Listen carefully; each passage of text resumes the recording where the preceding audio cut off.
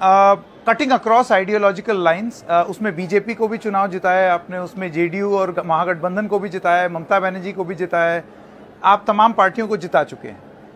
What is so Gandhian about this?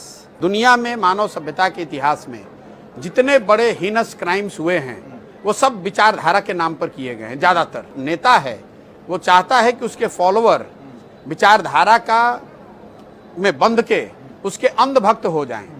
विचारधारा होना बहुत अच्छी बात है, सबके पास कोई ना कोई विचारधारा होनी ही चाहिए, लेकिन विचारधारा होना एक बात है और विचारधारा में अंधभक्त हो जाना दूसरी बात है।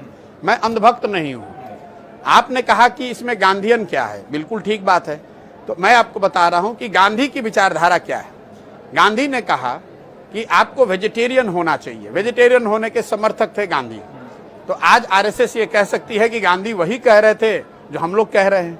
गांधी सोशलिज्म के फेवर में थे तो सोशलिस्ट कह सकते हैं कि गांधी उनके की विचारधारा जो थी वो उनकी विचारधारा थी।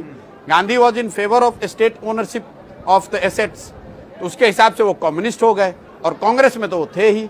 तो गांधी की विचारधारा को आज के किस राजनीतिक दल से आप जोड़ेंगे, आप मुझे बता दीजिए, मैं उसका काम कर देता हूं। मैंने दलों के साथ, जो आपने कहा, अलग अलग दलों के साथ काम करके देखा, सीखा, समझा, अनुभव किया कि आखिर ये राजनीतिक सामाजिक चीजें चलती कैसे हैं। बहुत बड़े स्केल पर करके देखा।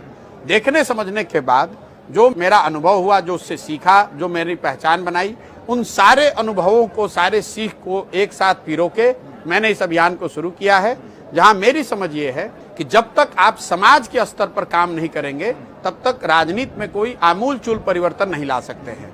तो समाज के स्तर पर एक बड़े प्रयास की जरूरत है और वो प्रयास गांधी की विचारधारा मेरी समझ से सबसे बेहतर विकल्प है, इसलिए उसको लेकर चल रहे हैं।